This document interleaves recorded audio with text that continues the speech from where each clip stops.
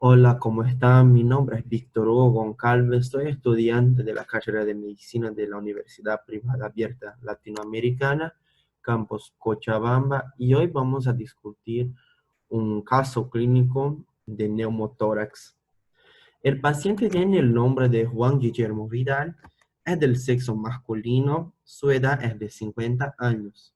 El motivo de consulta se basa en que este paciente acude al centro de salud de su localidad por más o menos las 11:10 de la noche con un cuadro de disnea progresiva aguda, actualmente intensa y también que presenta un dolor costal izquierdo asociado. La enfermedad actual tiene un cuadro clínico de 1 hora de evolución que empezó luego de que este paciente sufriera una caída de la propia altura y consecuente traumatismo directo costal izquierdo con el borde de la bañera de su baño y también ha sufrido un débil impacto de la región occipital. Refiere dolor costal en el hemitórax izquierdo que no se irradia y también está asociado a la disnea intensa de reposo.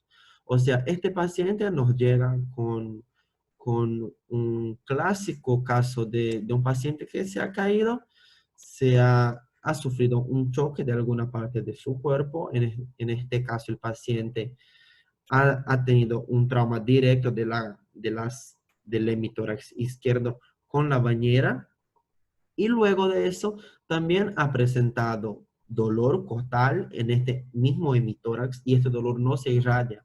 Y también está asociado a una disnea intensa de reposo. El paciente también ha sufrido un trauma de su región occipital, eh, también, también consecuente de esta caída que ha sufrido. En esta parte debemos pensar ya en alguna patología torácica, en alguna patología neurológica decorrentes de este trauma que ha tenido el paciente. O sea, podemos tener como diagnósticos acá muchas cosas. Podemos tener un paciente que tiene un neumotórax, incluso un hemoneumotórax.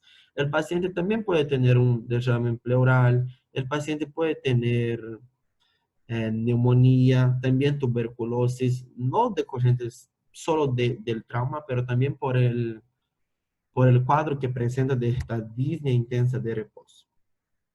En la revisión por sistemas, el paciente niega fiebre, ictericia, angina, síncope, fosfenos, tinitos, otorragia, también niega edema y también niega cefalea y su última comida fue hace 5 horas. En esta revisión por sistema es muy importante porque el paciente ya nos da más datos clínicos de su enfermedad, del caso que está presentando. O sea, niega fiebre, nos lleva a pensar que es muy poco probable un cuadro infeccioso como una tuberculosis o una neumonía. También no tiene ictericia, tampoco angina, síncope, nada de eso. Ya nos hace pensar que no es un infarto, no es algún cuadro de una insuficiencia cardíaca aguda. El paciente también niega síncope, no nos lleva a pensar en cuadros de hipotensión muy marcada. No ha tenido fosfenos, ni tinitos, ni otorragia, lo que también ya va eliminando alguna patología neurológica, porque el paciente no tiene tinitos, que es el sonido agudo en el oído, tampoco fosfenos, que son las auras que se ve, y tampoco otorragia. El paciente niega cefalea, no nos lleva a pensar que puede estar con una hemorragia craneana, no nos lleva a pensar que, no se puede haber tenido una fractura de base de cráneo, porque en esta ocasión el paciente no tiene ni tampoco cefalea. En sus antecedentes, el paciente tiene diabetes mellitus de tipo 2 controlada, no tiene antecedentes quirúrgicos, tampoco tóxicos ni alérgicos. Y en los antecedentes farmacológicos, el paciente consume metformina 1 gramo una vez por día. En el examen físico, acá esta parte es muy importante en el diagnóstico porque debemos basarnos muy bien en la clínica. El paciente llega con este dolor torácico, con un cuadro de dificultad en la respiración. Debemos guiarnos a lo que nos relata el paciente, también asociado a esta caída que ha tenido. Y en el examen físico el paciente se presenta consciente, alerta, orientado, con una disnea asociada a la utilización de músculos accesorios, ingurgitación yugular y desviación traqueal a la derecha. El paciente nos relata: he caído de mi propia altura, he tenido un trauma de mi tórax izquierdo, de la parte izquierda, con la bañera. Desde entonces he tenido disnea, no he podido respirar bien y tengo mucho dolor en mi tórax también. El paciente está consciente, alerta y orientado. No tiene un cuadro de patología neurológica, a pesar de que también ha sufrido un choque de la parte de la cabeza, pero no tiene nada de eso, de un cuadro neurológico.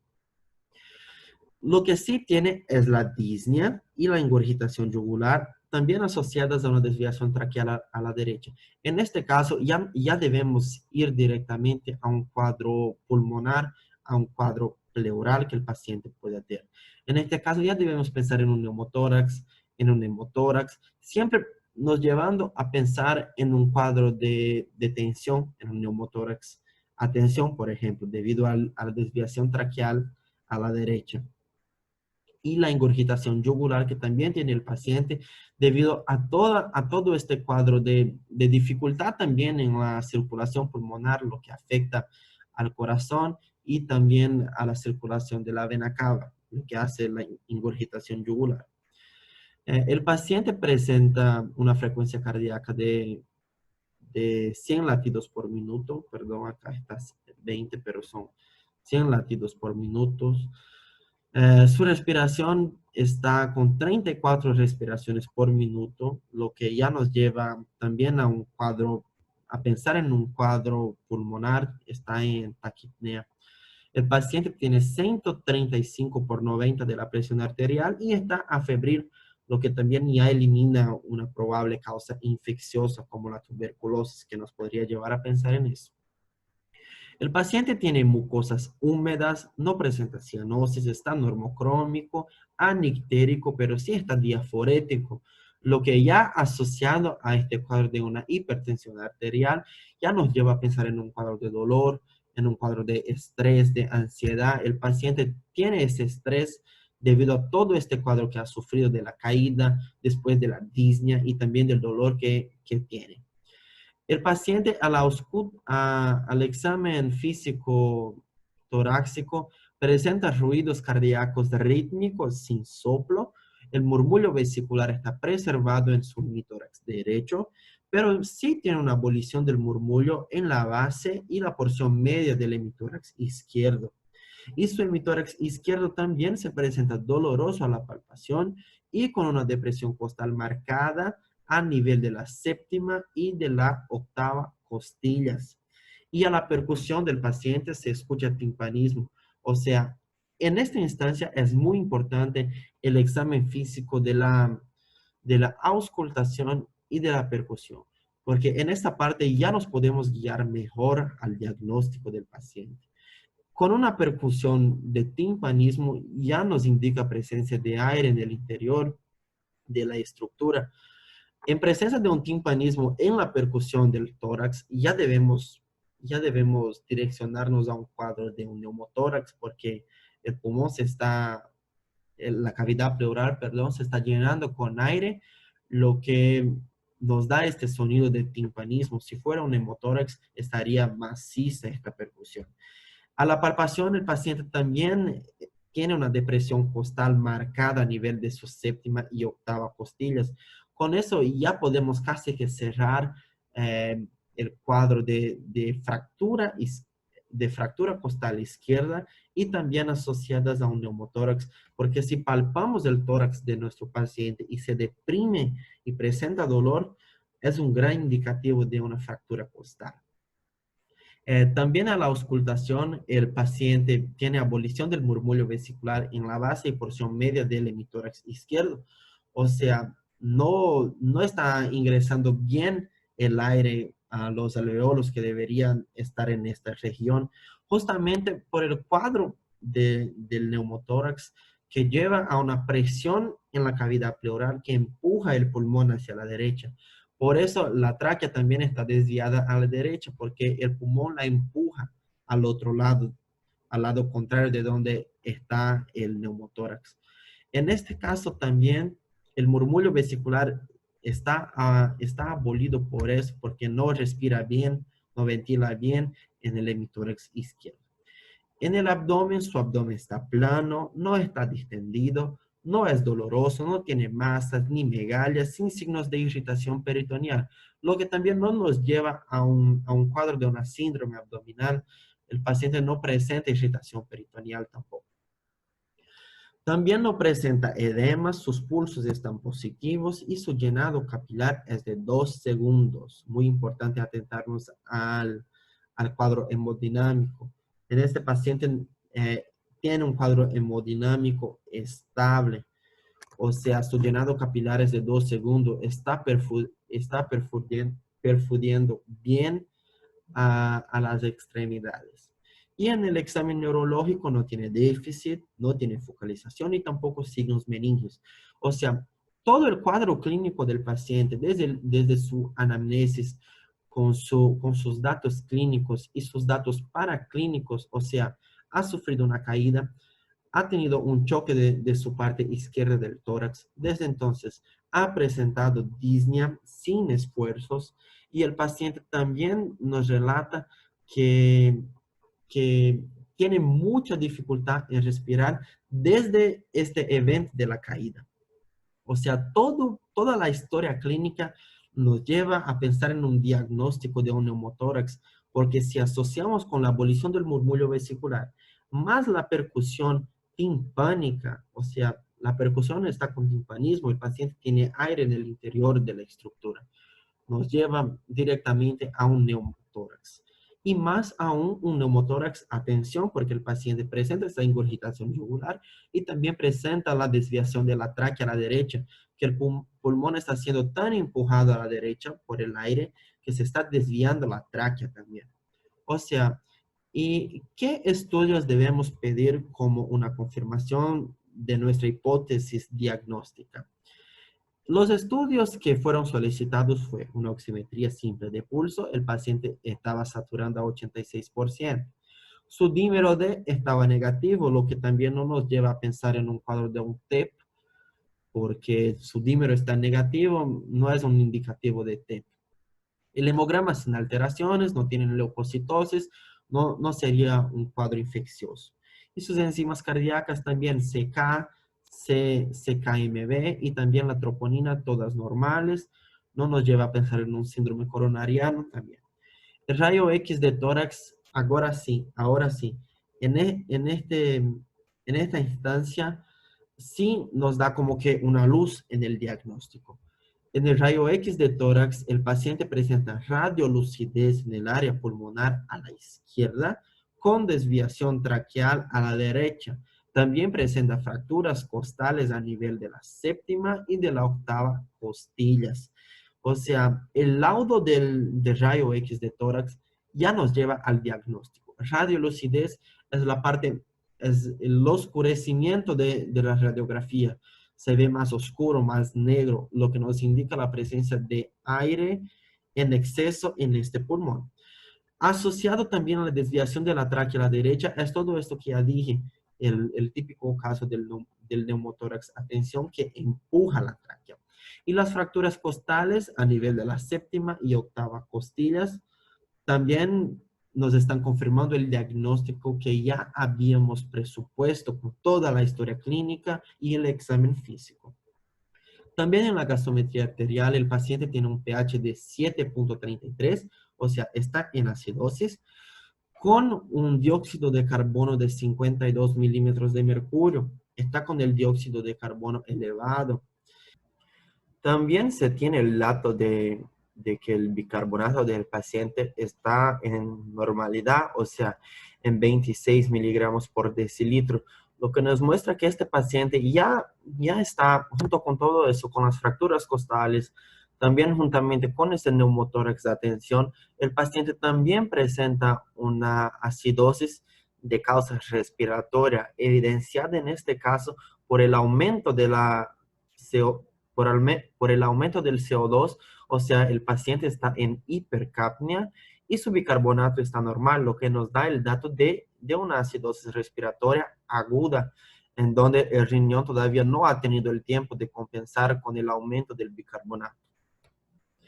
En este paciente, eh, con todos los exámenes, con todos estos estudios que ya hemos tenido, con la historia clínica, con todos los datos clínicos, la anamnesis, la revisión por sistemas y también el examen físico, que es uno de los más importantes, se llega al diagnóstico de un neumotórax. Atención, los puntos que más debemos observar que nos llevan a este diagnóstico son la desviación de la tráquea a la derecha, la abolición del murmullo vesicular, la historia del trauma torácico en la región del hemitórax izquierdo, la disnea progresiva y principalmente la percusión con timpanismo. Porque si hacemos la percusión y nos da un dato de una percusión maciza, ahí ya deberíamos sospechar de un hemotórax. Pasando todo eso, nos vamos a los exámenes. La oximetría de pulso, el paciente está desaturando. Su dímero D está negativo, lo que no nos lleva a pensar en un TEP. El hemograma sin alteraciones no nos lleva a nada, o sea, no tienen leucocitosis, no nos indica un cuadro infeccioso. Enzimas cardíacas, como dije, un diagnóstico diferencial para que no nos dé un síndrome coronariano agudo. Y acá en el rayo X de tórax es donde nos confirma nuestra hipótesis. O sea, radiolucidez en área pulmonar a la izquierda, desviación traqueal a la derecha también evidenciada en la radiografía, más las fracturas costales a nivel de la séptima y octava costilla.